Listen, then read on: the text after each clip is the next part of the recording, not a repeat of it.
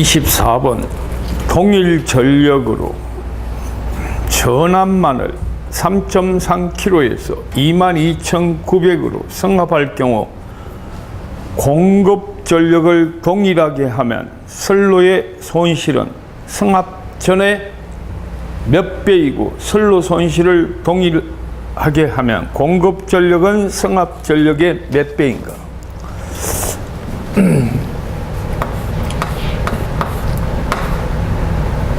전압과 역률, 공급 전력, 손실 전력, 전압 강하, 전압 강하율,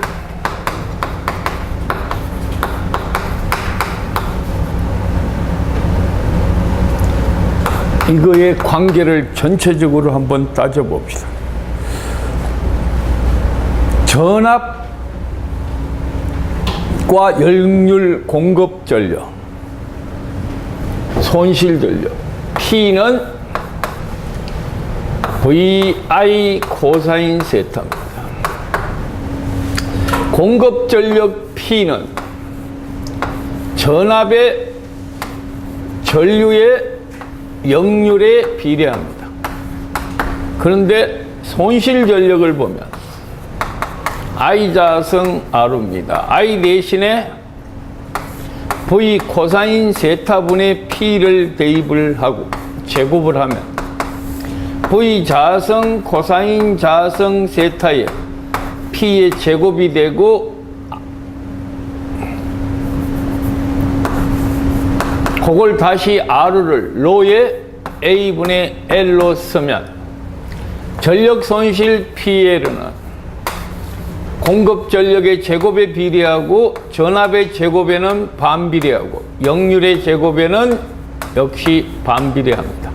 아울러 전선의 단면적 역시 전압의 제곱에 반비례하고 역률의 제곱에 반비례합니다.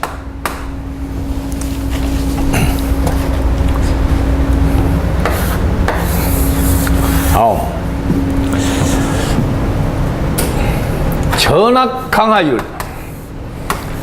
수전단 전압분의 송전단 전압 마이너스 수전단 전압 곱하기 100 전압 변동률 VR분의 VR 다시 마이너스 VR 곱하기 100 VR 다시는 무부하시 수전단 전압입니다. 즉 다시 하겠어 전압 변동률이라는 것은 송전단 전압과는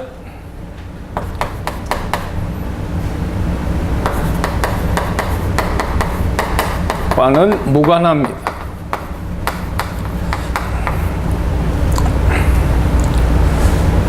전압 강하는 수전단 전압 송전단 전압 마이너스 수전단 전압 곱하기 100이고 전압 강하율은 이런 형태로 주어져 나옵니다. 자, 여기서 전압 강하율 다시 한번 쓰면 전압 강하 VD는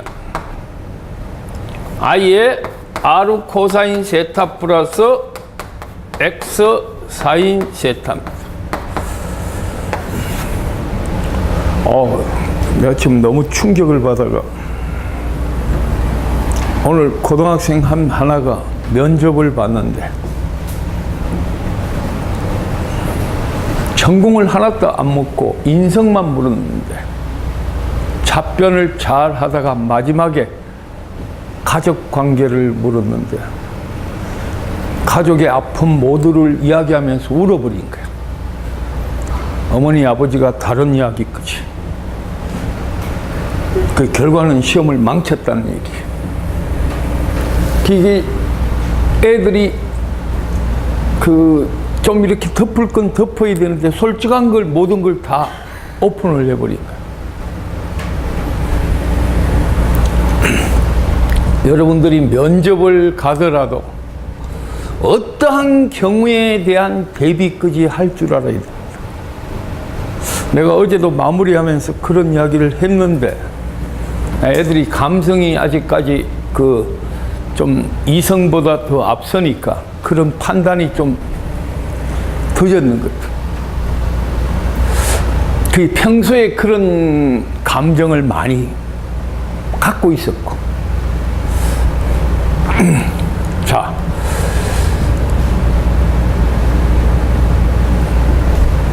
수전단 전압과 송전단 전압. 그러면 얘는 뭐예요? V 코사인 세타분의 P R 코사인 세타 플러스 X 사인 세타 약분하면 V분의 P에 R 플러스 X의 탄젠트 세타의 식으로 나타납니다. 그럼 결과 전압 강하는 뭐예요? 전압에 반비례합니다.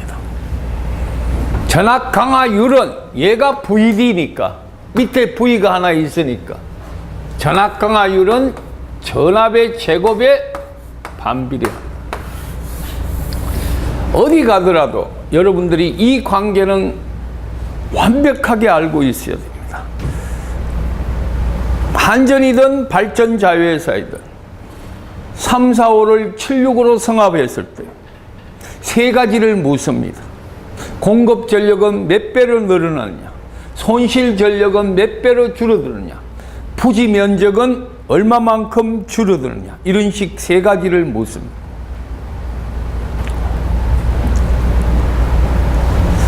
그래서 부지 부분 같은 경우는 나중에 면접 때 내가 다시 설명을 해드립니다. 꼭 기억해 놓으시고 이 문제는 뭐를 3.3이 얼마로 성합이 됐다고요?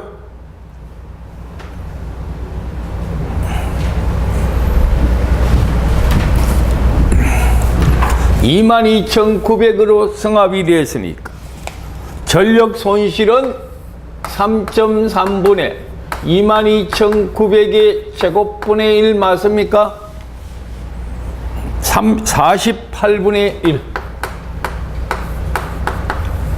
다음 공급 전력은 역시 48배. 25번 문제입니다.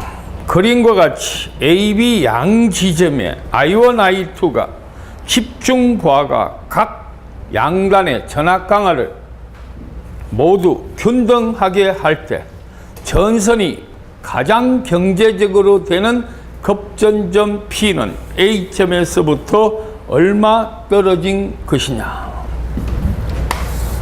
얘가 100A입니다.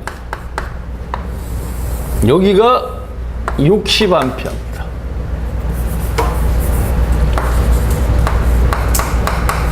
여기가 10km. 여기가 P점입니다.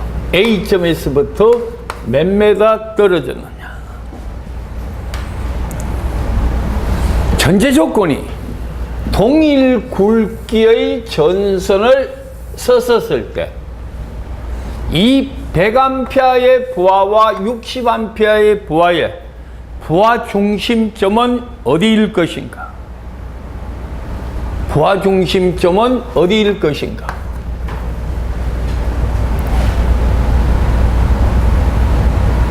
그게 바로 이 문제의 핵심입니다.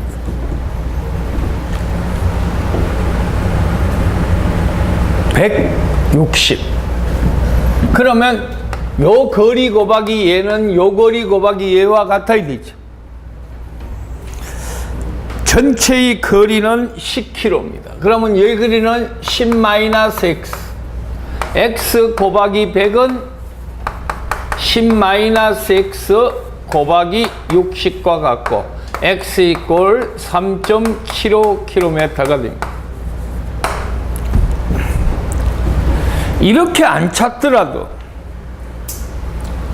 지난번에 5월달 첫 이론을 하면서 직선 보아일 때 로드 센터 L은 I1 플러스 I2 플러스 I3분의 L1 I1 플러스 L2 I2 플러스 L3 I3의 공식을 설명한 적이 있다.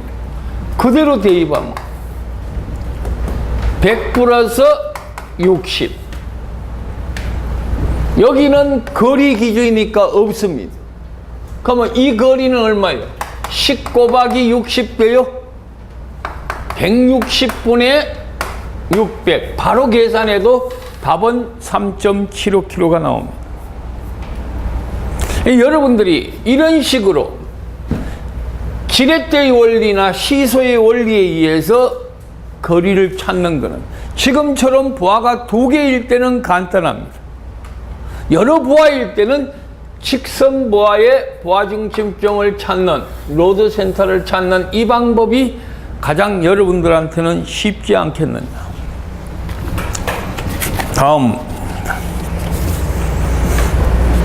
오늘 재윤이는 왜 안 오는? 자체 휴강이라고? 아, 나 그 진짜 어떡하냐? 너무 힘들어하지 마. 내가 그림과 같이 지선을 가선하여 전주에 가해진 수평장력 500kg으로 하고자 한다. 4mm 철선을 사용한다면 몇 가닥이라 해야 되느냐?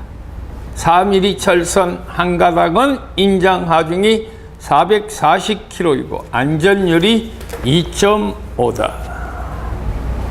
그러면 일단 지선이 받아야 할 장력을 설계로 그림을 한번 그려봅시다. 지금 지상구 높이가 몇 메다 지점에 8m 지점에 수평장력 500kg를 당기고 지표상에서부터 6m 지점에 6m 지점에 지선을 시설하고 이렇게 시설되어 있습니다. 각도는 안 줘도 됩니다. 왜? 6, 8이면 지선의 길이가 10m니까 인장 강도를 계산할 수 있는 각도는 이미 나와 있습니다. 그렇다면 자, 지선이 받아야 할 장력을 T0로 한다면 이걸 바로 계산하기는 힘이 듭니다. 뭐를 계산하느냐? 이 T를 계산해 봅시다. 이 T를 계산하면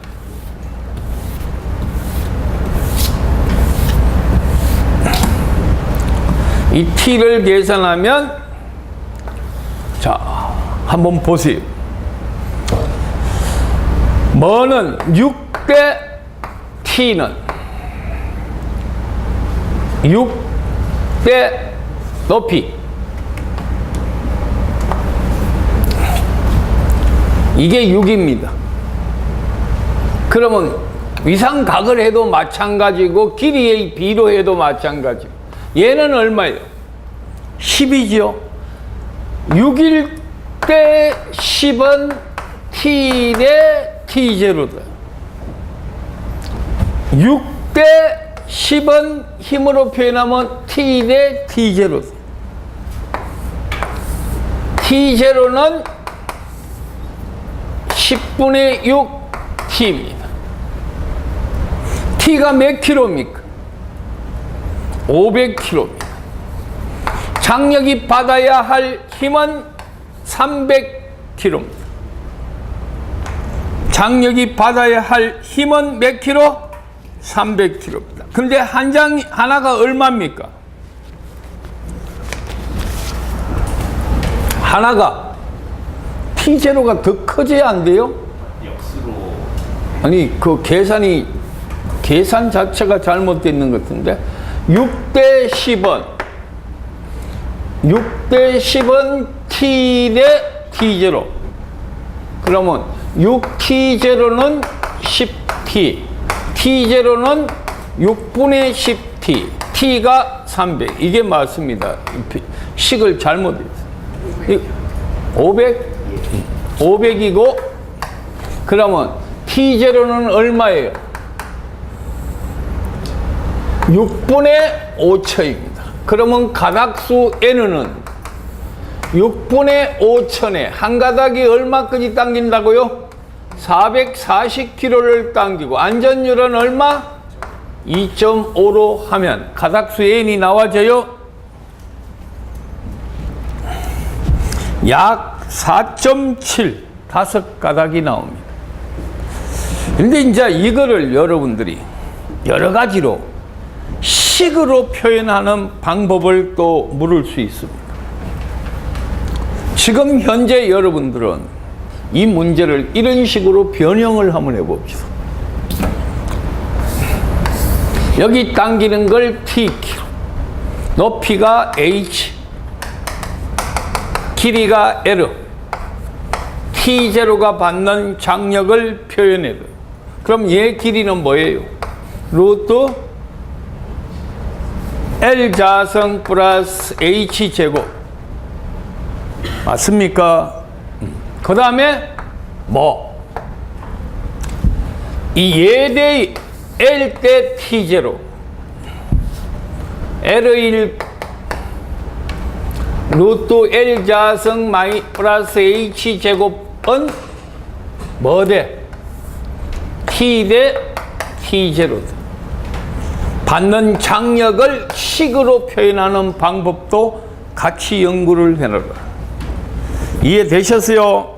자, 26번 지선에 관한 장력을 계산하는 거였습니다. 27번입니다. 이상전압의 파고치를 저감시키기 위하여 설치하는 것은, 자, 어제도 고졸 면접에 피레기 부분이 출제되었습니다.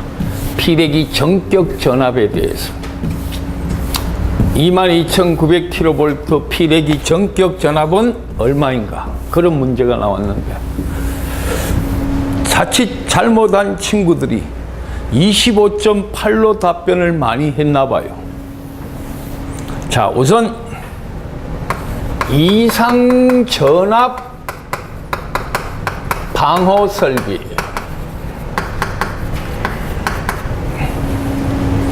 크게 토론식 면접이다. 이상전압 방호 설비. 같이 한번 토의해 봅시다. 뭐가 있을 수 있습니까? 제일 먼저 변압기 2차 측의 제2종 접지 공사를 한다. 1, 2차 측 혼촉 방지 또는 특별고압과 저압, 고압과 저압의 혼촉 방지를 위해서 제2종 접지 공사를 한다. 두 번째,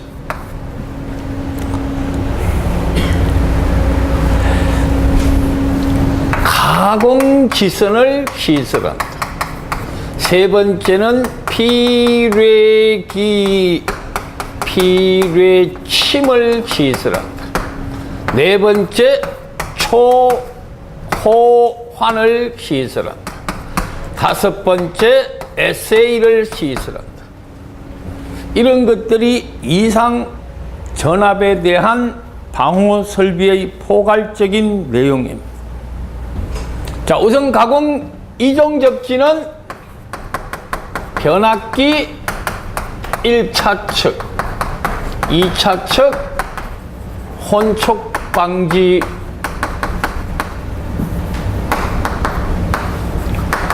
이상 전압 상승 억제가 바로 목적입니다. 다음, 가공지선은 지지물의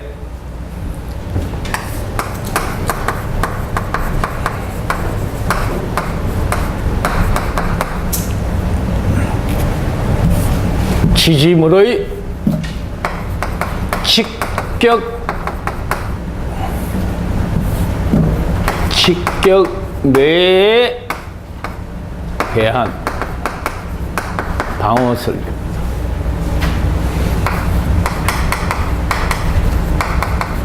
다음, 피뢰기. 얘는 뭐요? 수영가고, 피뢰침은 수용과 수전 설비 또는 주상 변압기 또는 변전 설비의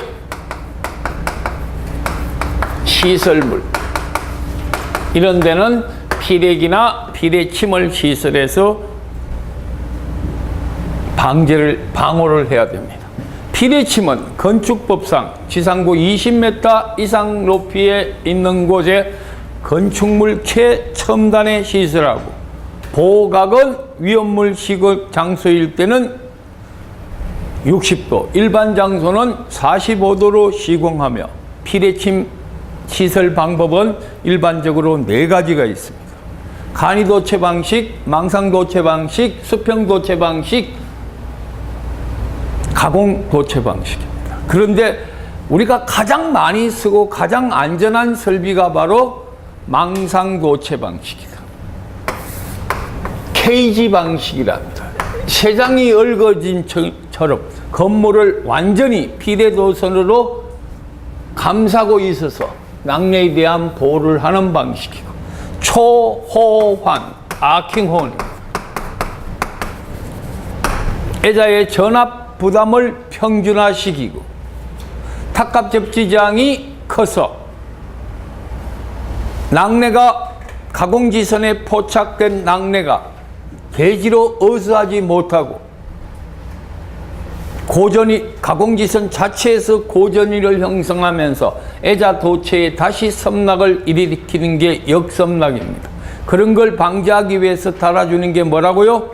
초호환, 아킹링입니다. 다음 이제 에세이입니다.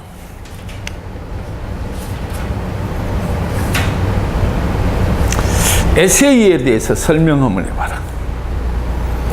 자, 면접을 갔어. 지문이 에세이에 대해서 설명하시오. 답변 한번 해봐라. VCB 차측에 VCB 차측에 설치해서 이상 전압을 확장. 자, 아주 말은 맞는데 가장 핵심적인 게 하나 빠졌습니다. 일반적으로 사용하고 있는 차단기 중에 22,000 수용가에 사용하고 있는 차단기, MBB라든가 50이라든가 G10이라든가 V10이라든가 그 중에서 가장 개폐 이상 전압이 높은 게 바로 V12 진공 차단기입니다. 개폐 이상 전압이 높기 때문에 V12는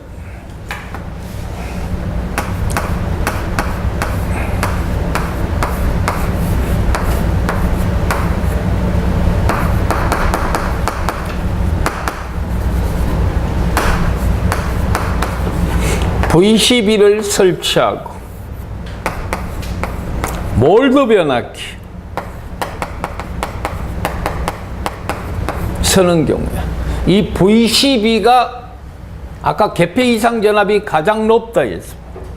V12가 차단을 했을 때 개폐 이상 전압이 높기 때문에 몰드 변압기 악영향을 줍니다. 즉 개폐 서지를 줍니다. 그래서 몰드 변압기 2차 척과 V12 2차 척을 이렇게 일종 접치하고 SA를 설치해서 개폐 이상 전압을 방지한다. 자, 가공지선이나 피레기는 낙뢰에 의한 이상 전압을 방지하지만 SA는 뭐요? 개폐 이상 전압을 방지한다. 이게 가장 중요한 것은 개폐 이상 전압이 가장 많이 발생하는 V12가 SA에 꼭 설치해야 할 차단기입니다.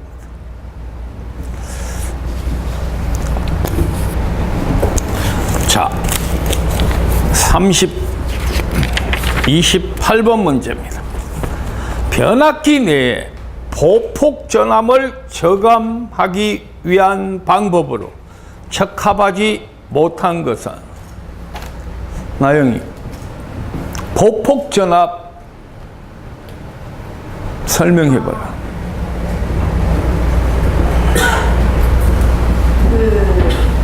두정 간의 전이차, 낙내시 두정 간의 전이차. 인체가 어떤 기계기구 혼촉이 위험성이 있는 곳에 가까이 있고 만약에 혼촉이 됐다면 사람과 사람 사이의 보폭을 1m로 보고 그 1m 안에 가해지는 전이를 보폭전압이라 합니다. 보폭전압. 그럼 보폭전압을 저감하기 위한 방법이 아닌 것은 답은 1번입니다. 이거는 보폭전압이 몰라도 접지선을 얇게 매설한다. 이건 말이 안 되죠. 보통 우리 접지공법 중에 심타법이 있습니다. 이 심타법이나 볼링법은 접지극을 기하 깊이에 매설하기 위해서 빈 관을 갖고 두드려가 깊이를 아주 깊게 해서 빼내고 그 안에 접지극을 넣으면서 토양과의 접지극과의 마찰도 줄여주고 접지 저항도 줄여주는 그런 방식을 씁니다. 그래서 접지선은 깊게 매설해야 됩니다.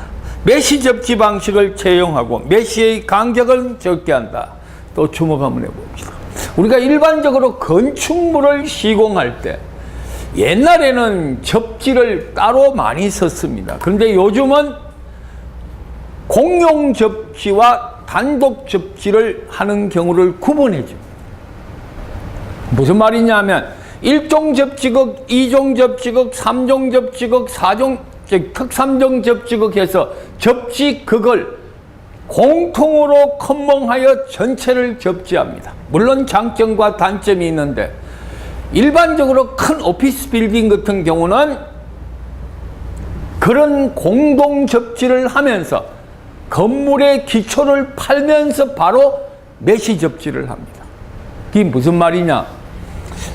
땅속 기초를 파고 철근 콘크리트를 가설하고 철근이 들어갈 때 와이어 메시로 철근을 묶을 때 그 밑으로 접지선을 다 묻어버립니다.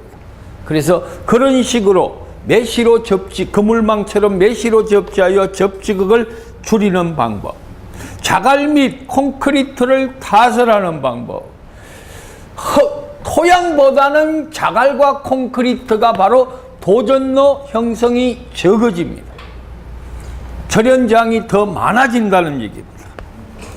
그 다음에 철골이나 가대를 보조 접지한다. 이건 추가 접지한다는 얘기입니다. 그래서 답은 1번입니다. 29번은 아까 설명했지요. 전압 강화의 식. 오케이? 답은 몇 번입니까? 3번 나오죠? 30번. 전력 조류 계산에 대한 목적과 먼 것은 전력 조류, 전력의 흐름, 위상차 이런 것들을 다 계산하는 것은 계통의 신뢰도 평가와는 다르다.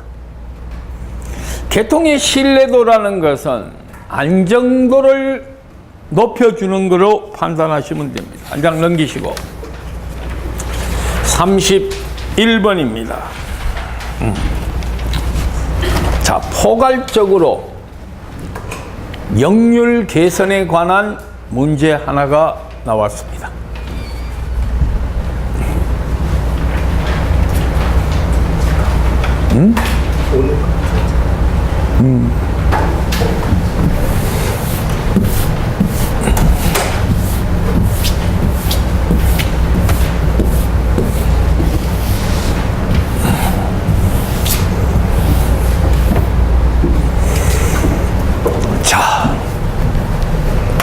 참 약방의 감초처럼 나오는 게 역률 개선입니다.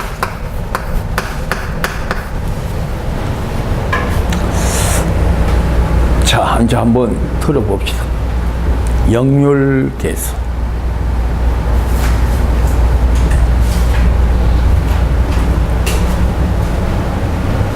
역률이 뭐예요?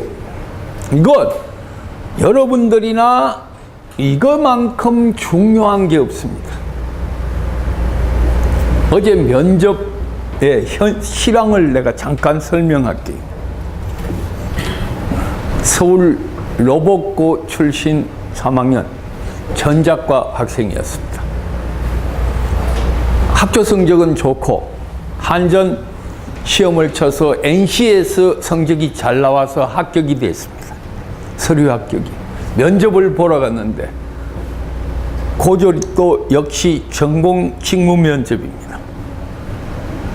자기소개하고 딱 앉았는데 첫 질문이 역률에 대해서 설명하라. 그래서 피상전력에 대한 유효전력의 비를 역률이라 한다. 그랬는데 갑자기 내가 역률에 관한 것을 설명하라는 것을 기억을 해서 거기서 묻지도 않는데 지가 양로원에 가서 할머니에게 역률을 설명해 보겠습니다. 할머니, 여름의 대표적인 과일이 수박입니다. 전체 수박을 피상전력이라 하고 먹을 수 있는 수박을 유효전력이라 하면 전체 수박에 대해서 먹을 수 있는 수박의 비를 역률이라 합니다.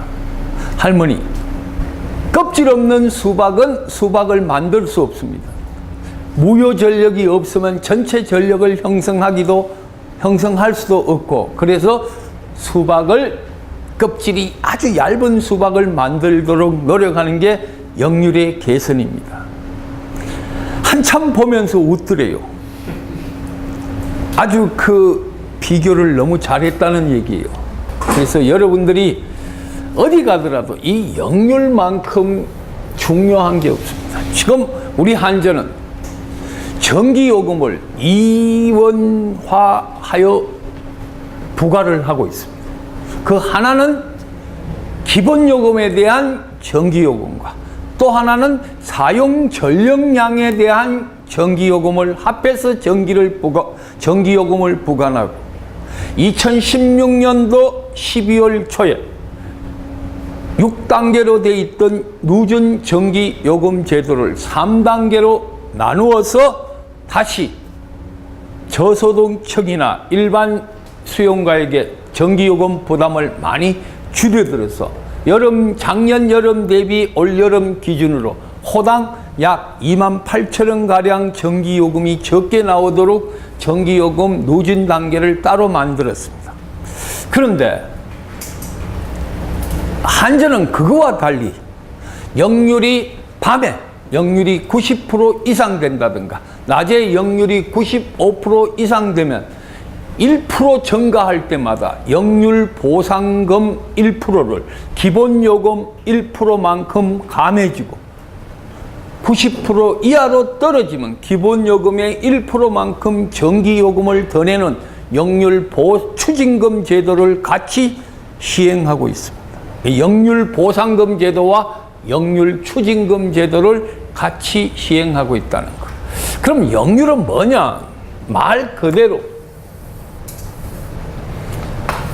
얘가 P이고 얘가 PA이고 얘가 P면 일반적인 전력의 벡터도입니다. 피상전력, 유효전력, 무효전력입니다. 역률의 학술적인 설명은 전압전류의 위상차를 여현으로 표현하는 게 역률입니다. 그러면 이 PA가 뭐예요? VI, 이걸 순수 우리말로 표현하면 겉보기 전력입니다. 전압계의 지시값에다가 전류계의 지시값을 곱하는 겉보기 전력입니다. 겉보기 전력. 그 중에 우리가 실제로 사용하는 전력이 유효전력이고 그 유효전력과의 차가 바로 피상전력 PRU입니다. 그럼 이 PRU를 적게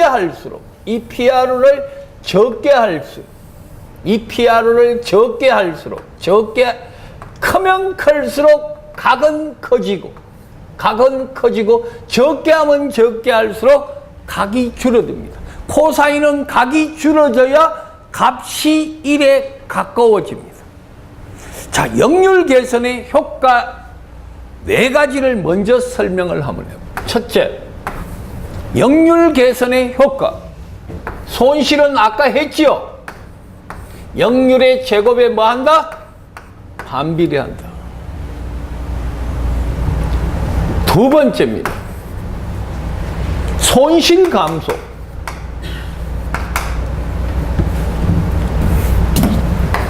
전력 손실이 감소합니다. 두 번째는 변압기 용량이 감소하여 변압기의 손실이 감소합니다. 동선, 철선, 히스테리, 희성 같은 게 감소합니다.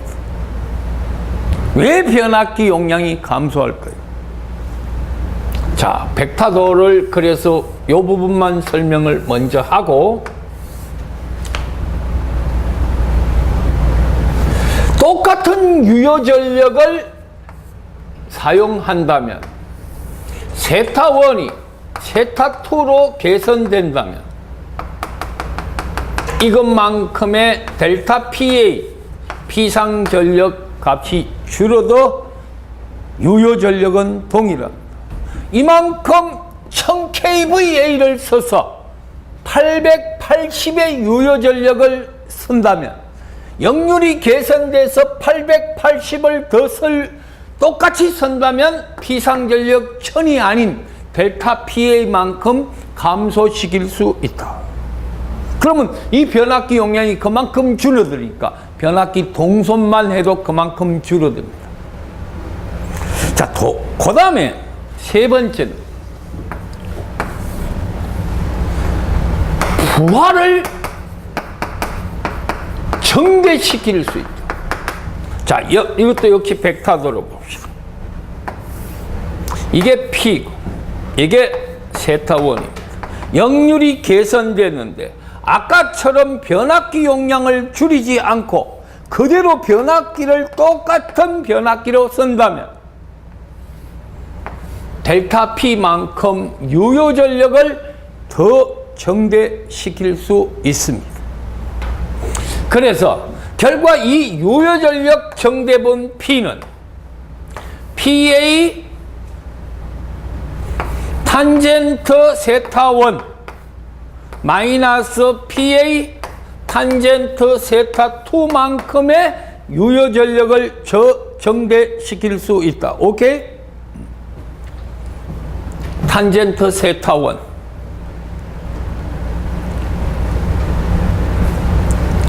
탄젠트 세타1으로 표현해는 안 되겠네.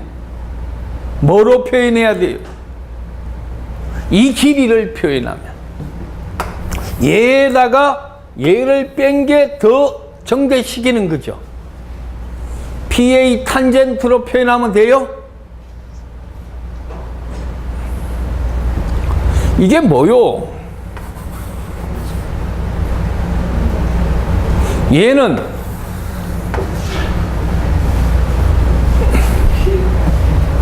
이 식이 뭐로 나타나야 돼요? 그렇죠. PA 코사인 세타 2에 1에 마이너스 PA 코사인 세타 2만큼 유효 전력을 더 정대시킬 수 있다.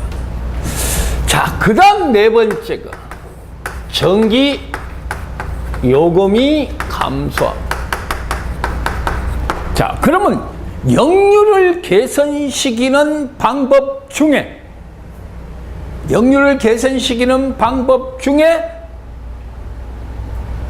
뭐가 역률을 개선시키는 기본적인 원리가 됩니까?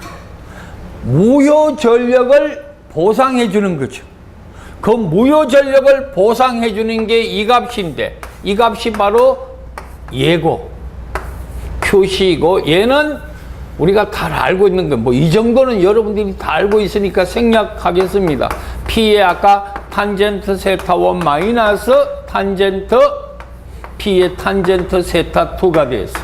결과 여러분들이 잘 알고 있는 코사인 세타 1의 사인 세타 1 마이너스 코사인 세타 2의 사인 세타 2의 식으로 나타나졌다. 이게 바로 역률 계산의 기본식이었습니다. 이거는 여러분들이 기사하면서 다 했던 내용. 그래서 근본적으로 역률 계산은 무효 전력을 보상해주고 무효 전력을 보상함으로써 변압기 용량을 줄이고 또 유효 전력을 증대시키고 역률이 개선되면서 손실 전력이 줄어들고 또 역률이 개선되면서 손실 전력이 줄어드는 공급자의 이익을 수요자에게 돌려주는 역률 보상금 제도를 채택해서 그만큼 전기요금이 감해졌습니다. 역률 개선은 뭐로 합니까? 바로 무효 전력을 보상하는 전력용 콘덴사 SC 스태틱 콘덴사가 바로 역률 개선의 기본 목적입니다. 물론 콘덴사를 직렬로 연결하는 것은 직렬 콘덴사입니다. 병렬로 연결하는 것은 병렬 콘덴사고 직렬 콘덴사는 배전선로에 송전선로에 유도성 리액턴스를 보상하기 위해서 직렬 콘덴사를 달아주고 직렬 콘덴사를 달아줌으로써 리액턴스에 의한 전압 강화 손실을 줄이고 전체의 전압 강화를 줄이는 역할을 하는 것이 바로 송전선로에 설치하는 직렬 리액턴, 직렬 콘덴사입니다.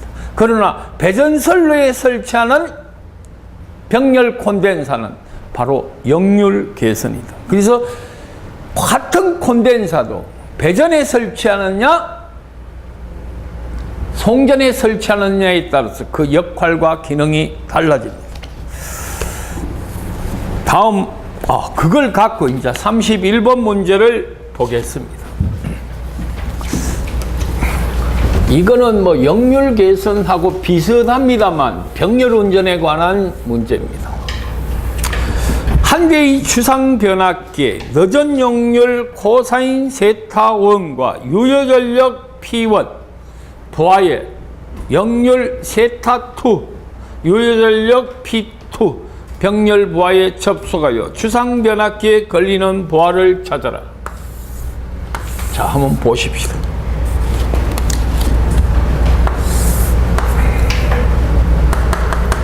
얘가 P1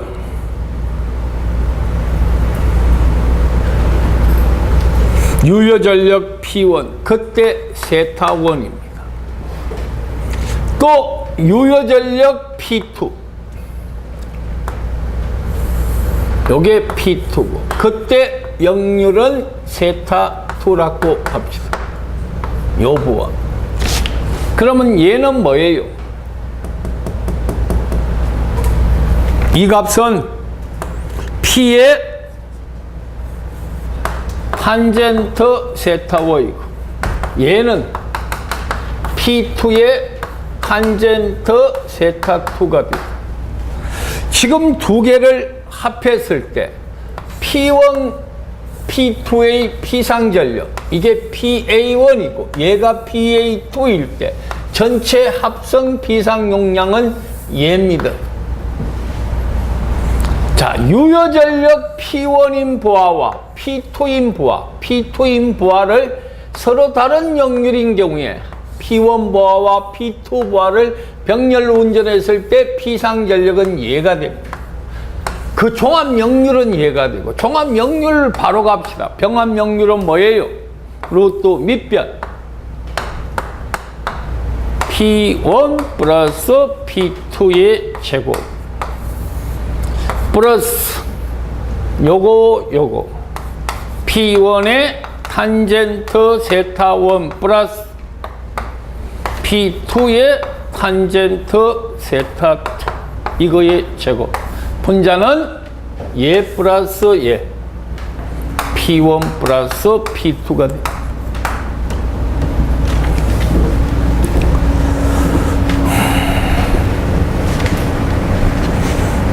이해되죠?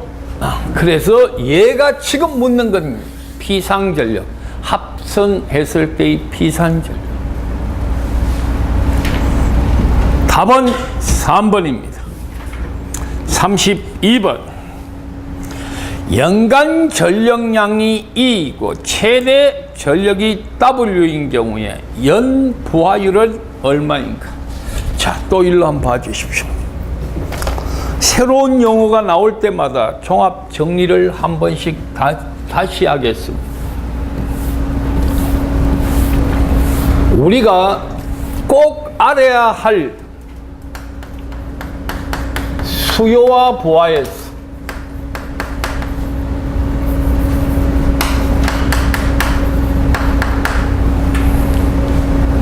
수용력, 부하율, 부동률, 손실계수, 변압기 용량,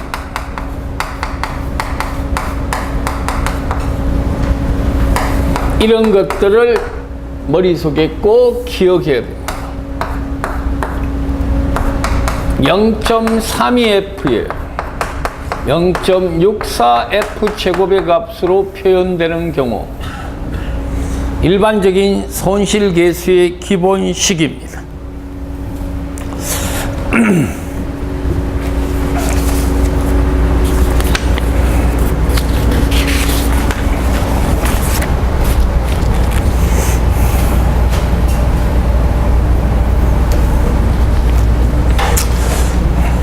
자, 저 식 중에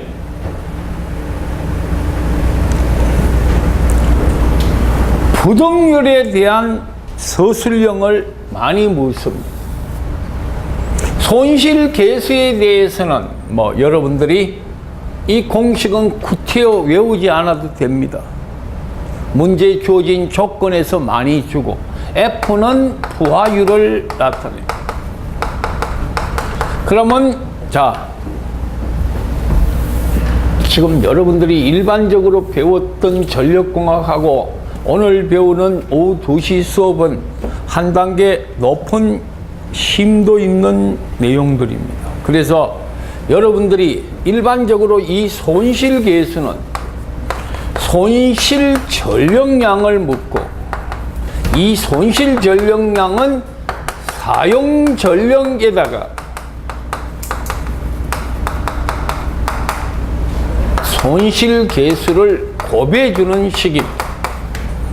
그 손실계수를 계산하는 방법이 바로 0.32 플러스 0.64 F제곱이고 거기서 F는 부하율을 의미합니다. 자, 수용률은 말 그대로 수최설입니다. 곱하기 100인데 여기서 최대 전력이라는 것은 설비 용량 곱하기 수용률이고 우리나라는 OECD 국가 중에서 수용률이 75% 이상을 자랑할 정도로 부하의 총 설비 용량에 대한 최대 전력, 총 설비 용량에 대해서 최대로 사용하는 전력량이 그만큼 높아서 설비 이용률이 굉장히 높습니다. 부하율은 부평최씨입니다. 곱하기 100인데 얘는 일정 기간 사용 전력량에다가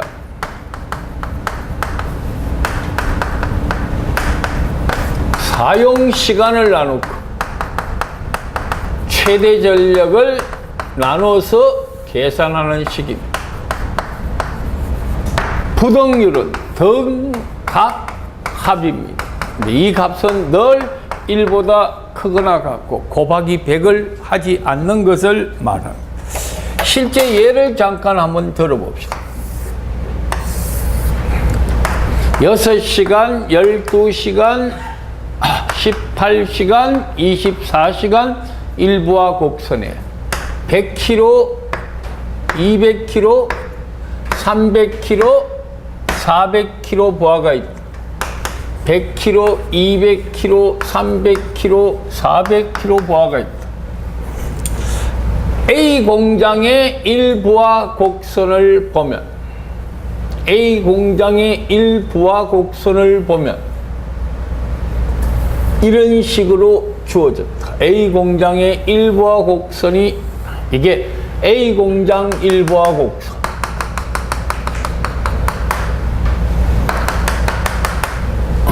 A 공장. B 공장 일부와 곡선을 B 공장 일부와 곡선을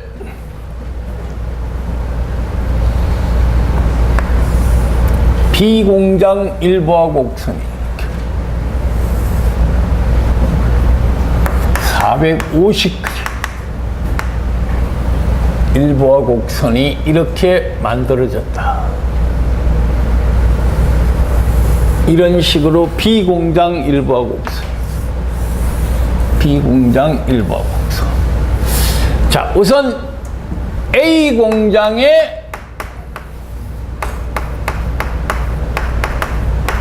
일부하율을 찾아보자. 부하율은 A 공장 최대 전력은 400을 썼습니다. 일정 기간 사용 전력량을 보면 150 곱하기 6시간. A 공장이 이거죠. 200 곱하기 6시간. 250 곱하기 6시간. 400 곱하기 6시간. 300 곱하기 6시간. 나누기 24. 곱하기 100. 얘가 A 공장 부하율입니다. 그러면 요번에는 두 공장의 부등률을 찾아보죠. 부등률. 각 합입니다.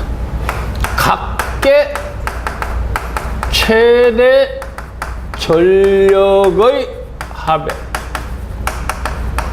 합성 최대 전력의 합입니다. 합성 각계 최대 전력을 먼저 봅시다. A 공장 최대 전력은 얼마예요? B 공장 최대 전력 450입니다.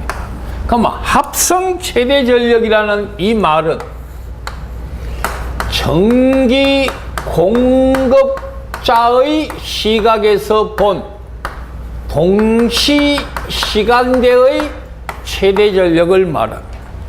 한전에서 바라보면 이 시간대 오전 6시부터 낮 12시까지는 450과 250, 700을 생산해서 부하의 전기를 공급해야 됩니다. 그런데 이때는 250, 700. 어떻게 똑같냐? 아이 참. 이걸 이렇게 올리고 어느 걸 고쳐야 됩니까? 얘를 300으로 고치면 맞죠? 그러면 얘는 이제 최대 전력은 동일하고 합성 최대 전력은 얘는 얼마예요? 400, 300이죠? 얘는 450, 300이고 얘는 400, 300이고 그래서 450 플러스 300이 동시시간대에서 본 최대 전력입니다. 아시겠어요?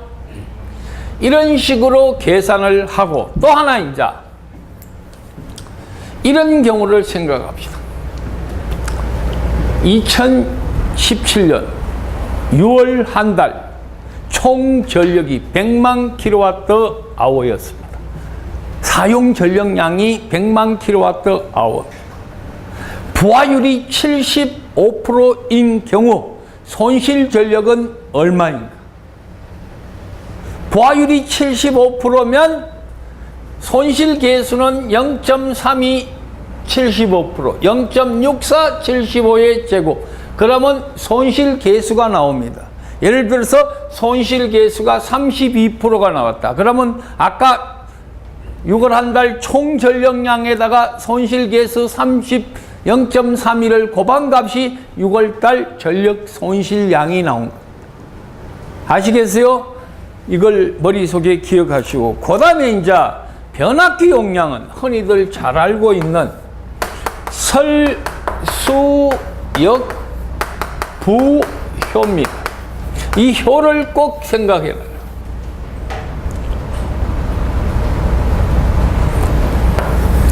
효율이 들어갑니다. 설수역부효.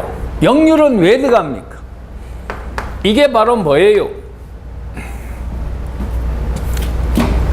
변압기 용량. 변압기 용량이라는 것은 단위가 뭐요? MVA 또는 KVA.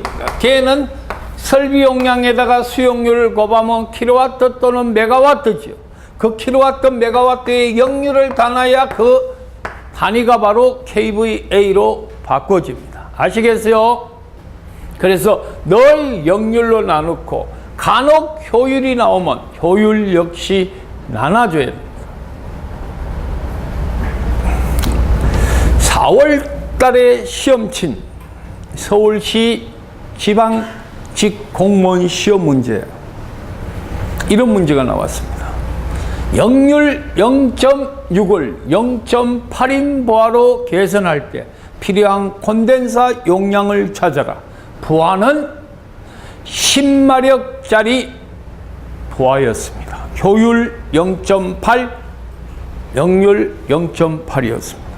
그러면 우리가 이 공식에 대입을 해야 되죠.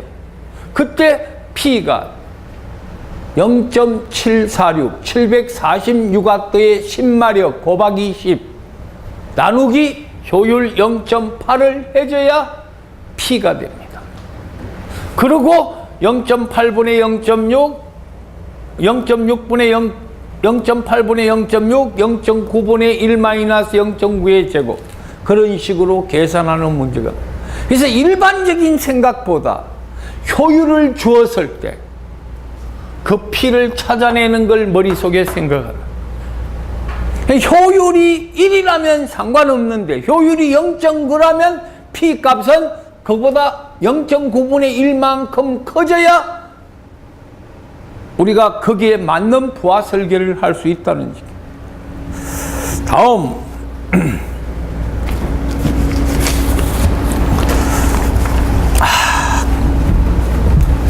32번 답은 4번입니다. 33번입니다. 자, 지금은 여러분들이 어제 지난 수업과 5분 수업 지금까지 4시간 넘게 지나고 있는데 기껏 30문제 하고 있습니다. 좀 답답할 거예요.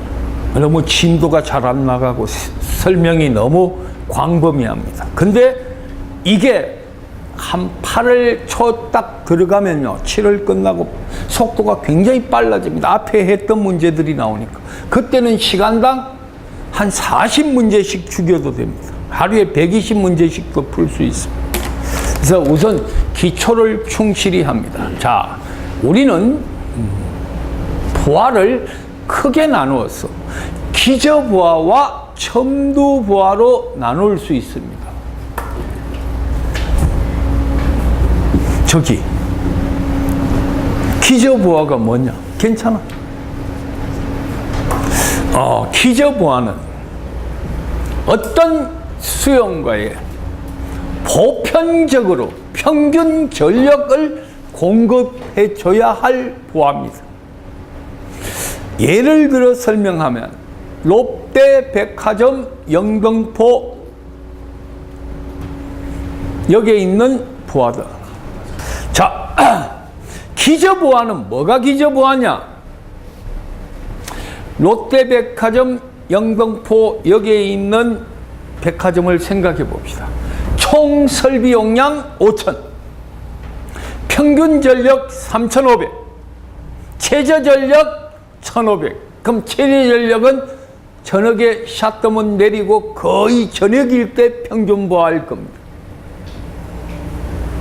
그럼 최대 전력 5,000원, 피크타임 전력치가 걸려서 여름철 오후 2, 3시에 최대 전력이 걸렸습니다.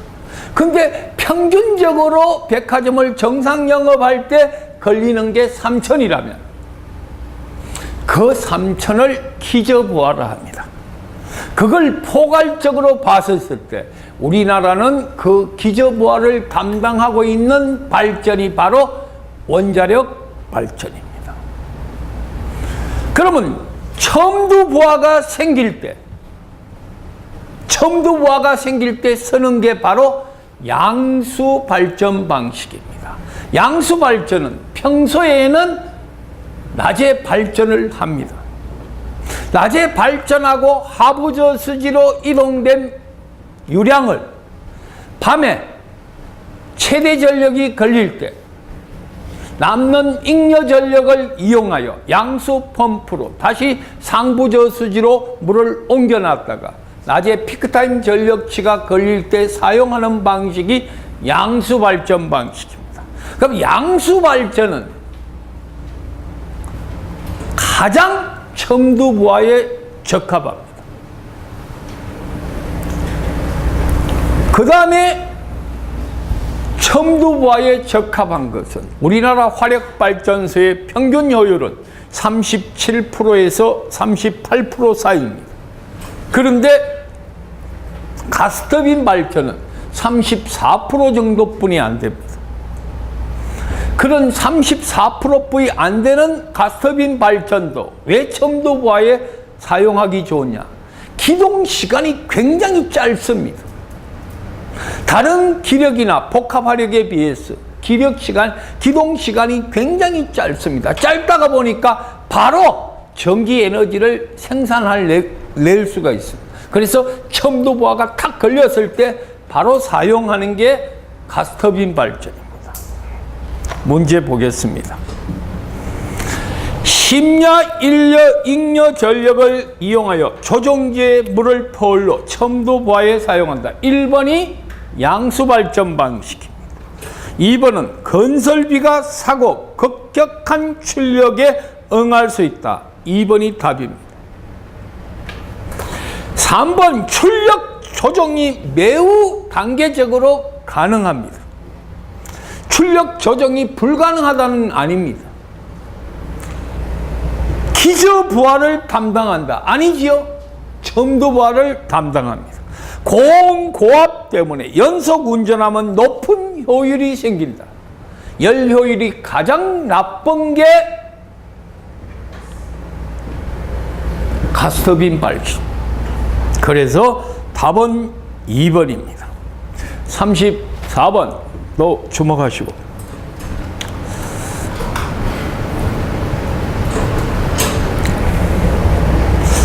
원래 전기기사 실기시험이 2번 실시됐습니다. 이번 2회 시험 때 A형님과 1번 문제 배전선로의 전압 조정하는 방법 3가지를 쓰라 했습니다. 그 3가지 중에서 말단 전압 강화를 보상하는 것이 승합기입니다. 원래 이 승합기는 기계에서 배워야 됩니다. 근데 내가 오늘 전력공학에 쓰는 단권변압기의 승합기에 대한 기본 설명만 하고 더 디테일하고 더 깊이 있는 부분은 우리 기기 교수님한테 따로 배우시면 됩니다. 원래 이 승합기 자체는 이제 단권변압기니까 기계 쪽에서 달아주는 게 원칙입니다.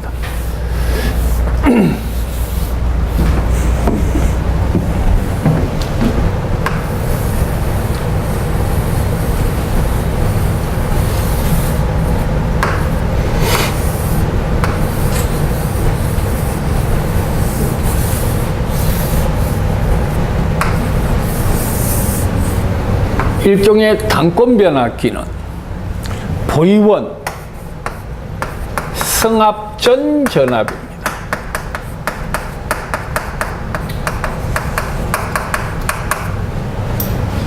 V2 승합 후 전압입니다. 1차 전격 전압 E1과 2차 전격 전압 E2.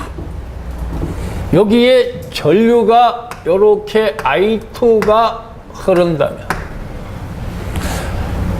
요걸 한번 봅시다. E2에다가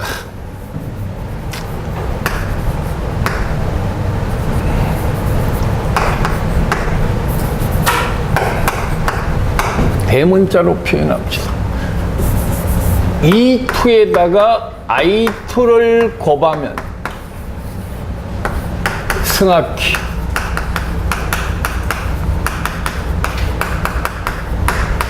자기 용량이 나옵니다. 자, 보십시오. 이 코일의 관수에서 나오는 2차 전격 전압에다가 I2를 곱하면 요 용량이 나옵니다. 그걸 우리는 승합기 용량이라 합니다.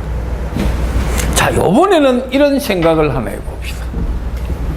여기에 부하를 갖다 단다면 얘는 바로 부하 용량입니다. 그러면 부하에도 뭐가 흐릅니까? I2가 흐르지요? 그러면 이 P 부하 용량은 V2 I2 용량이니까 부하 용량이니까 역률 코사인 세타를 곱한 거와 같을 겁니다. 맞습니까? 이게 승합 후 전압이고 여기에 I2가 흐르고 전압 전류의 위상 역률을 곱하면 바로 부하 용량이 됩니다. 그러면 승합 후 전압은 요 전압이 델타 V라면 V2는 V1 플러스 델타 V입니다. 승합 전 전압에다가 이 권수비만큼 들어가서 이만큼 승합된 전압을 더한다면 걔가 바로 승합 후 전압이 됩니다. 얘는 결과 V1의 1 플러스 권수비 n분의 1의 값으로 주어집니다. 이 권수비는 뭐예요? 입력 전압에 대한 출력 전압의 비 2분의 2분의 1이 돼야죠. 권수비가 뭐예요? 입출력 전압비고 입출력 전류비의 역수가 바로 권수비입니다. 그러면 얘는 V1은 1 플러스 2분의 2원의 값, 2원분의 2의 값으로 주어집니다. 이게 바로 단권 변압기의 형태인 승합기의 기본적 그림입니다. 계산은 여러분들이 하십시오. 답은 6500V입니다. 34번 해석이었습니다. 다음 35번 또 주목해 봅시다. 한번 크게 한번 읽어봐라. 수차를 돌리고 나온 물이 흡출관을 통과할 때 흡출관의 중심부에 진공 상태를 형성하는 현상. 자, 우선 수차를 돌리고 나왔습니다. 흡출관은 일반적으로 유효 낙차를 크게 하기 위해서 사용하는 게 흡출관입니다. 자, 주목하십시오. 내가 중요한 건 적어줍니다. 수차에는 물의 수격작용, 물의 격한 충돌을 위한 충돌에 의해서 발전을 할 수차를 돌리는 충동수차와 물이 빠져나가는 힘을 이용한 반동수차 두 가지 방식이 있습니다. 일반적으로 아주 높은 고낙차에 사용하면 300m 이상 고낙차에 사용하는 게 충동수차고 우리나라는 지금 소양강 댐에 쓰고 있는 펠턴 수차 300m 이상 펠턴 수차가 바로 충동수차의 일종이고 나머지 사류, 프로펠러, 프란시스, 카플란 이런 것들이 다 반동수차입니다. 근데 이 충동수차가 기계기구의 수차를 돌리고 흡출관으로 빠져나갈 때 물이 수차판을 때렸을 때 이 가이드 밸브랍니다. 물 속에 물이 쫙 들어가면 삥 돌면서 이 날개가 가이드 날개가 돌아가면서 물이 진공부를 만듭니다. 이게 돌아가는 속도가 일정하면 진공부가 잘 안 생기는데 진공부가 생기면 그 진공부가 어느 고체에 부닥치면 충돌을 일으켜서 진동이 생기게 합니다.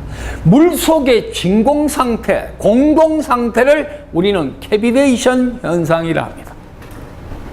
그럼 캐비네이션 현상은 여러 가지 물속에 있는 그 가이드 밸브라든가 관에 있는 여러 가지 장치를 진동을 일으키게 만들고 또 산소가 발생하여 부식시키는 역할까지 만들어냅니다.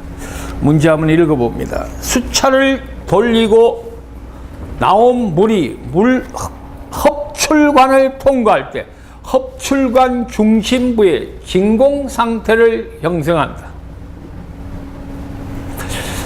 밀폐된 배관에서 발생되는 진공 현상으로 발생한 기포가 압력이 높은 곳에 도달하면 터지게 되고 소음이나 진동의 원인이 되고 부식의 원인이 되는 현상을 캐비네이션 현상이다. 4번이 답이었습니다. 36번입니다. 우리가 일반적으로 송전의 현실적인 부분을 한번 설명을 할게요.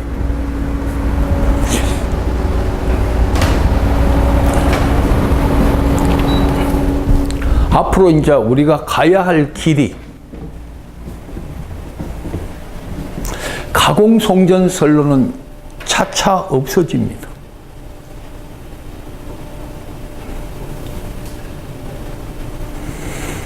무슨 말이고 하면 앞으로 이제 한전이 굉장히 고민하고 있는 부분이고 지금 6대 발전 자회사 굉장히 고심이 큽니다. 탈원전으로 가는 시대. 오늘 낮에 내가 잠깐 인터넷 검색을 하면서 태양광 에너지에 관한 문제를 읽었습니다. 그 태양광의 가장 큰 문제는 충남 어느 소도시에 가면 이게 태양광을 허가를 해서 만들었는데 그게 허가가 났지만은 환경평가에서 환경평가를 통과하지 못하는 경우가 생기고 지별은 아무래도 경사가 있으면서 여러분들이 지별판, 태양광 지별판을 보지만 다 경사를 줬습니다. 평평하게 잘 안 합니다. 그러면 야산 구릉텅이 같은 경우는 자연 경사를 줬기 때문에 태양광 활용 부지로 굉장히 유리합니다. 근데 그게 녹지 환경을 망가뜨리는 결과가 돼서 지자체에서 허가를 안 한답니다.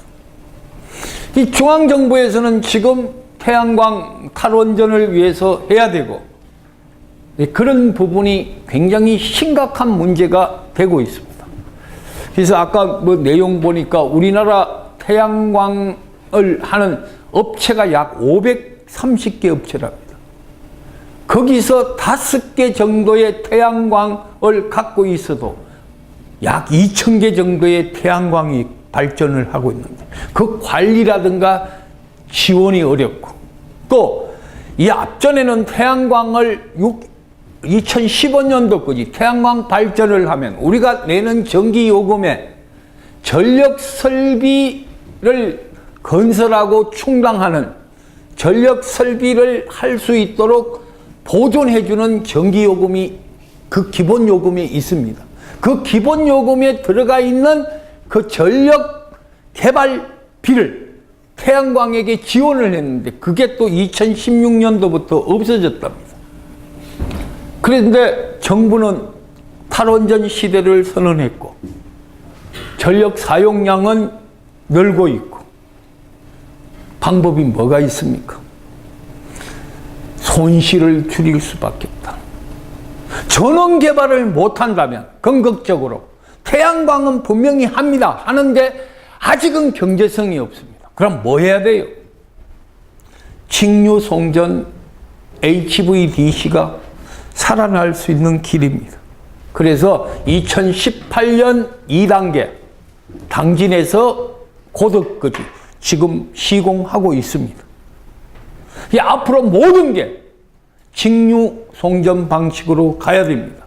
만약에 직류송전이 상용화된다면 우리는 전기자동차 인프라 구축에 따로 돈을 들 필요가 없겠죠. 직류를 다이렉트로 전기차로 보낼 수 있으니까. 지금은 교리를 다시 바꿔가지고 컨버터로 이용해서 바꿔가 전기차에 공급하고 그런 방식을 써줘야 됩니다. 그래서 그게 바로 앞으로 우리가 극복해야 할 에너지 원은 HVDC가 가장 지름길입니다.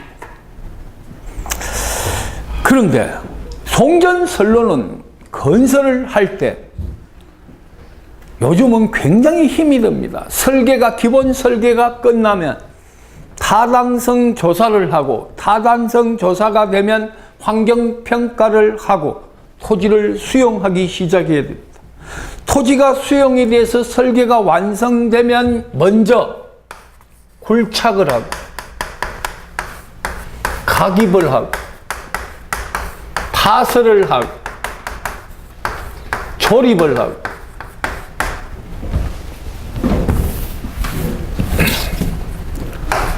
연선 작업을 하고 긴선 작업을 합니다. 지금 우리 문제는 지금 현재의 이 문제는 바로 이 상황을 설명합니다. 굴착, 흙 파기를 합니다. 말 그대로 철탑에 시공할 터를 팔고 다리를 세웁니다. 그 다리를 세우고 콘크리트를 타설해서 밑둥치를 고정시켜서 철탑을 조립해 나갑니다. 조립하고 난 다음에 조립이 완성된다면 조립 강도 검사를 합니다. 비파괴 검사라든가 충격 검사를 해서 철탑이 제대로 조립이 되어 있다. 그런 경우에 연선을 합니다. 엔진 차를 갖고 전선을 풀링을 해 놓습니다. 풀링을 해놨다가 설계상 이도가 몇 메타란 게 나오겠죠. 그때 엔진 차를 걸어서 이도를 조절해가 나갑니다. 이렇게. 근데 지금 문제가 뭐에 관한 문제입니까? 실제 길이와 이도를 물었습니다. 근데 이제 이런 경우도 생겨 나옵니다. 설계를 했는데 이게 10m였습니다. 그런데 실제 가측에 들어가 보니까 6m뿐이 안 나옵니다. 그럼 더 밀어 넣어줘야 되죠. 그런 여러 가지 과정이 바로 이도와 실제 길이에 관한 내용입니다. 자, 우선 전주와 전주 사이를 우리 한자어로 종이라 합니다. 영어로는 스판, 경간이라 합니다. 이 경간은 전선의 하중에 의해서 밑으로 처질 수밖에 없습니다. 이 하중은 뭐예요?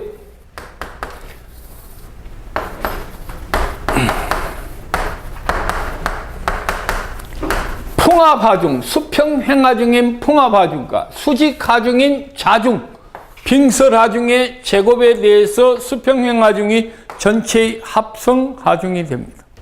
그럼 전선 무게에 의해서 많이 처진 부분을 이도라고, 이 이도는 8t의 WS의 제곱이고 그 W는 이 값이고 T는 수평장력을 의미하고 수평장력은 인장 강도에다가 안전율을 나눠주는데 안전율은 2.2와 2.5입니다. 경동선일 때는 2.2, 내열 합금선일 때 2.2, 알루미늄은 2.5로 설계하여 수평장력을 찾고 수평장력이 찾아지면 경간에서는 여러분들이 잘 알고 있는 여기와 이 사이 간격입니다. 아울러 실제 길이 L은 S 플러스 델타 L입니다. 얘는 S 플러스 3S분의 8D의 제곱이고 델타 L이라는 것은 실제 가선의 길이가 경감보다 더 길게 나오는 부분을 의미합니다. 계산은 여러분들이 하십시오. 답은 1번입니다. 여기 나왔는 식 다 대입하면 답 나와지겠죠? 그런 거 배우러 온 건 아니니까 그건 이제 여러분들이 계산하시고 37번입니다.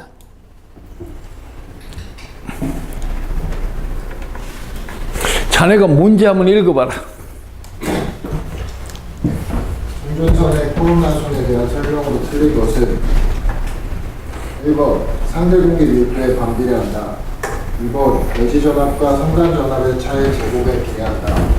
3번 주파수의 제곱에 비례한다. 4번 대가선 간 거리에 비례한다. 주파수의 제곱에 비례한다가 있어요. 주파수의 제곱에 비례한 건 뭐겠어요? 와류선 공식이 어때요? F2 제곱 아니에요? 전압의 제곱에 비례하고 주파수에 비례하는 거. 내가 알기로는 지금 어떤 생각나는 건데. 자, 우선 코로나는 어떤 게 코로나입니까? 어떤 도체, 인계전압 이상의 전압이 가해지면 전선 주위의 공기나 전선 주위의 자장이 국부적으로 파괴되면서 라제논과 빛을 내는 현상이 코로나 현상이고, 코로나 방전, 코로나 펄스, 오존이 발생되면서 전선을 부식시키고 그런 것들 전체가 바로 코로나 현상입니다. 코로나 손실을 결정하는 식은 PEEK 식입니다. 피크의 식. 람다 분의 241 F 플러스 25에 루트 ED의 D.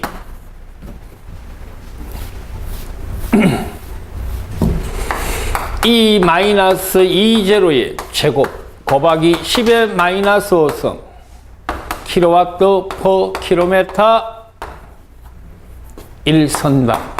이런 공식입니다.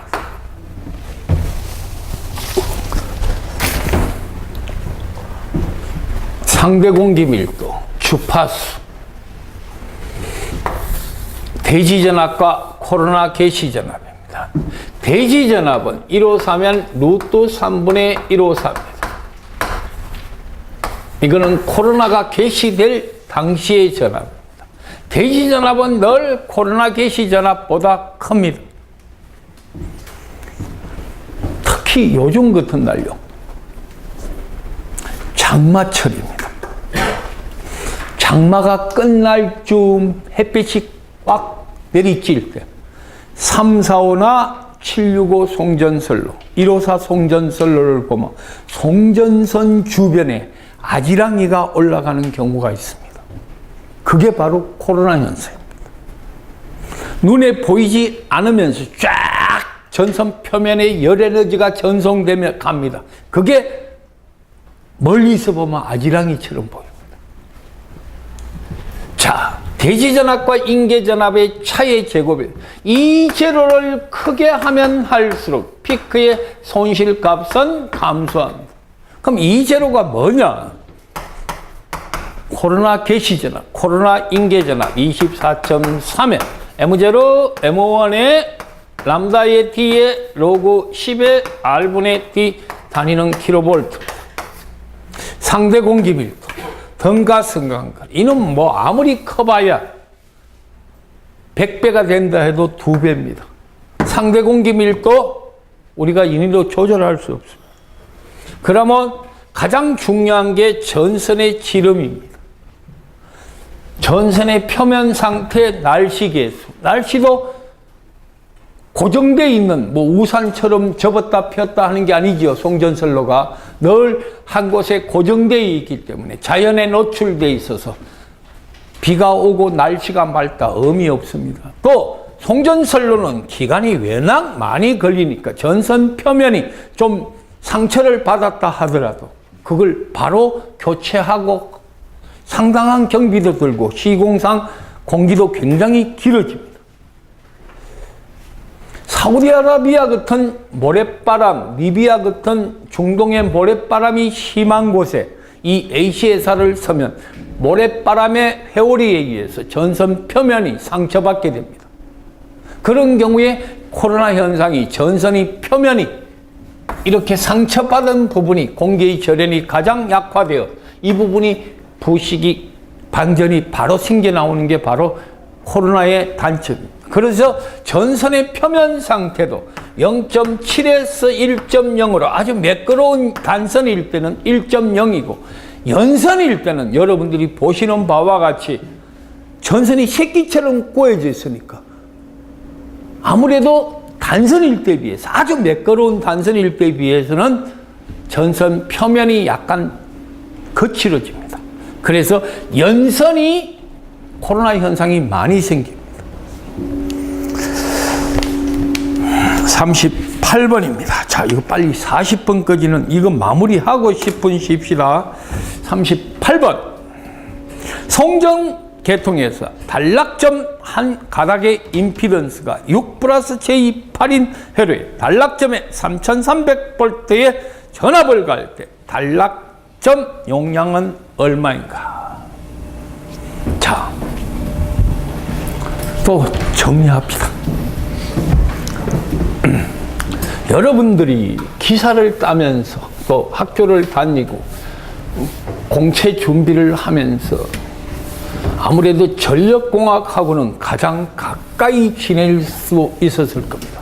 왜냐하면 필기도 20문제였지만 실기 배우면서도 전력공학을 알아야 실기에 접근이 쉬웠습니다. 근데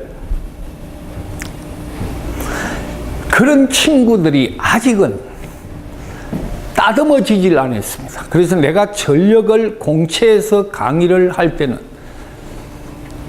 기사방 강의할 때하고 다릅니다. 따듬어주고 정립해주는 수업을 해주고 싶습니다.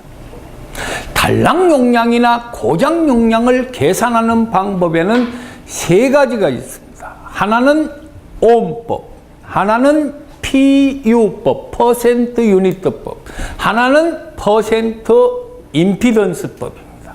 근데 PU법은 큰 의미가 없어서 요즘 안 씁니다. 퍼센트 임피던스를 100분율로 계산하는 법이라서 안 쓰고 옴법과 퍼센트 임피던스법만 씁니다. 옴법은 뭐냐? 어떤 회로가 일선이 지락사고가 생겼을 때 지락점에 흐르는 전류 IG는 여기 가해지는 루트 3분의 V 단순히 IG는 거슬로의 단락점 임피던스의 전격 전압, 그 전격 전압은 루트 3분의 V의 식으로 나타나는 게 바로 옴법입니다. 그러면 단락 용량 PS는 단락 용량 PS입니다. PS. 단락 용량 PS는 고장점 전압에다가 IG를 곱한 거와 같습니다. 그럼 얘는 다시 써서 루트 3 V 곱하기 IS입니다. 여러분들이 나중에 이 V가 바로 전격 용량으로 얘는 공칭전압 곱하기 1.1분의 1.2를 하는 식으로 실기 때 배웠습니다. 지금 우리는 이론입니다. 이론은 그런 생각을 안 하고 주어진 값들만 생각하면 됩니다. 자, 이 문제부터 먼저 해석을 해봅니다. 임피던스가 6+J8입니다. 전압은 3300입니다. P는 뭐요? 지금 물었는 게 고장 전류를 물었어요? 용량을 물었어요? 용량을 물었으니까 용량 PS는 Z분의 V 제곱의 식으로 표현되지요. Z는 6+J8인데 한 줄 임피던스니까 단상 2선식은 전선이 몇 가닥이에요? 2가닥이죠. 전압은 얼마입니까? 3,300. 이거는 뭐 여러분들이 이 식에 대입 안 해도 됩니다. 그냥 이렇게 하세요. 아까 이거 곱하기 ES 곱하기 IG로 하십시오. 그러면 얘는 얼마예요? 3,300. IG는 2의 루트 6.68의 제곱 3,300. 계산한 값이 165입니다. 이 식이나 아까 식이 동일합니다. Z분의 V 제곱이죠. 맞습니까? 동일한데 나는 일단은 이 식은 여러분들이 설명했으니까 이 식대로 푸는 게 더 낫습니다. 39번입니다. 자동 경제급전.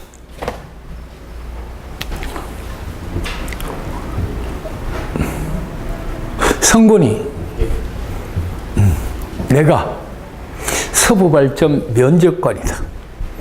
자네는 서부발전에 입사하고자 온 지원자고 질문에 답변해봐라. 개통 연계에 대해서 설명하세요.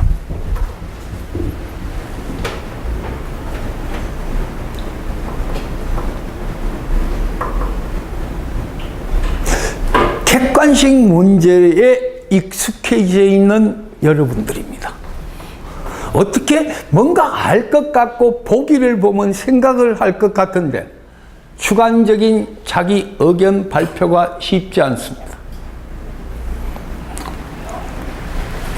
자, 우리나라 송전 시스템과 개통 연계를 잠깐 한번 설명을 드릴게요. 우리나라 지도를 연상하십시오.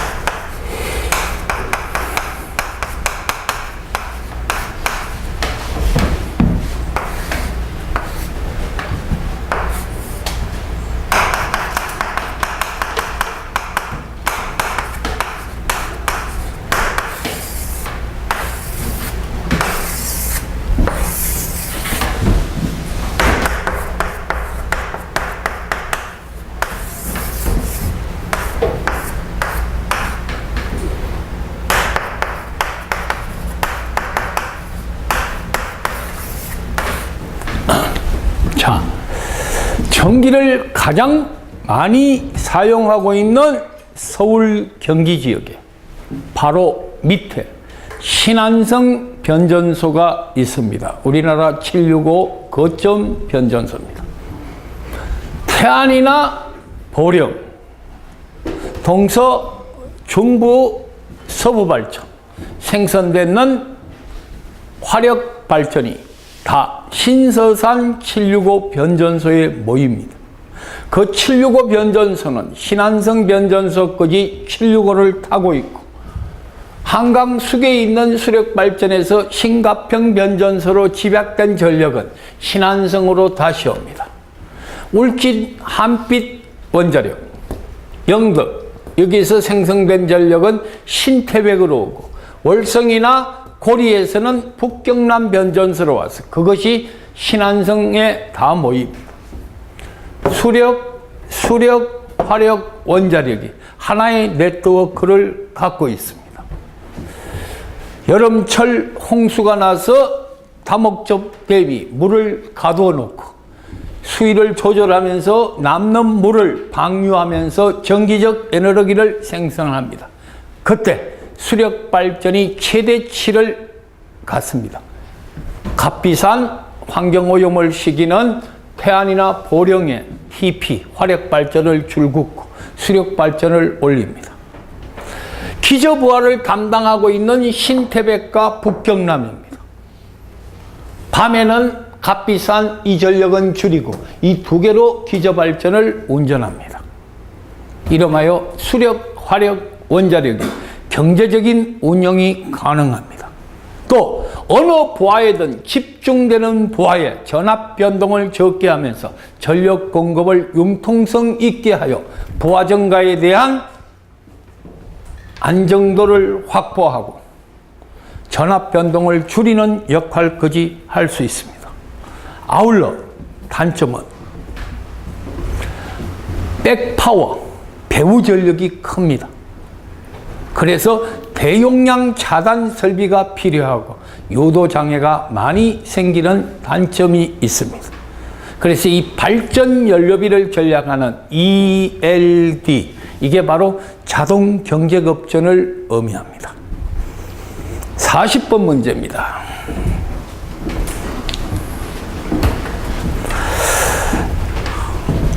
이건 어떻게 풀었으면 좋겠는가? 저 제일 뒤에 자네가 한번 읽어봐라. 성령으로 접속했다는 것은 Y결선했다는 얘기지. 그런데 잘 봐라. 전압도 불평형 전압이지. 부하 저항도 불평형 되어 있습니다. 우리가 일반적으로 평형 삼상 회로라는 것은 임피던스나 가해지는 전압이 같을 때 평형 삼상입니다. 자, 아까 문제 읽었는 자네가 계속 내 질문에 대해서 답변을 해라. 만약에 부하의 크기도 다르고 인가된 성간 전압이 다를 때 우리는 어떤 방법으로 계산합니까? 1968년도에 미국 제너럴 모터사에서 기존의 삼상을 또 평형 불평형을 일반적인 계산 방법, 영상, 정상, 역상에 의해서 계산하는 방법에서 탈피하여 불평형이 생기더라. 그래서 그 불평형을 아울러 계산하는 방법을 개발했습니다. 그걸 만들어낸 게 대칭좌표법입니다. 근데 지금 여러분들이 보는 부분은 저항도 다르고 전압도 다릅니다. 이걸 어떻게 해야 전력을 구할 수 있을까? 한번 생각해 보십시오.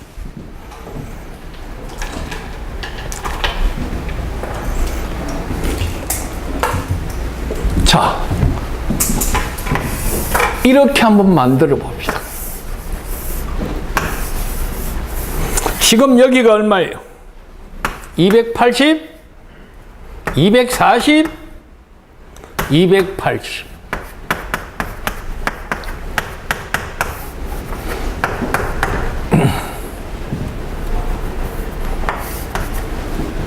A상과 B상 사이가 280, B상과 C상 사이가 280, A상과 C상 사이가 240인 불평형 전압이 가해졌습니다. Y를 델타로 바꿔봅니다. 얘는 70, 얘는 280, 얘는 140으로 바꿔집니다. 바꿀 수 있습니까? 자, 하나만 봅시다. 기억이 오래돼서 바꾸는 방법에 대해서 잘 모르는 사람들은 얘가 20, 얘가 40, 얘가 80입니다. 그러면 얘는 어떻게 계산합니까? 얘 분의 20 곱하기 80, 20 곱하기 40, 40 곱하기 80. 이거 계산하면 이 전압이 나와져요? 마주 보는 그 분의 권력곱의 합. 맞아요? 그래서 이렇게 계산이 됐습니다. 뭐가 뭐로 고쳐졌어요? y가 델타로 변환됐습니다. 나중에 이걸 델타로 변환하면 어떻게 합니까? y로 변환하면 다 더하는 것분의 이 사이를 곱하면 이 값 나와요? 맞죠? 이렇게 바뀌어졌습니다. 그렇다면 이상의 전력, 이상의 전력, 이상의 전력을 합하는 게 삼상 전력입니다.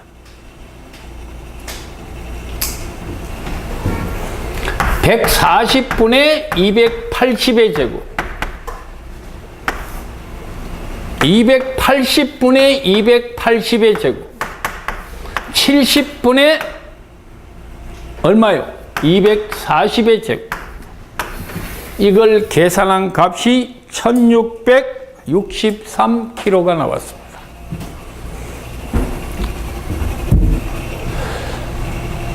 필기 때도 실기 때도 달아본 적 없는 문제입니다.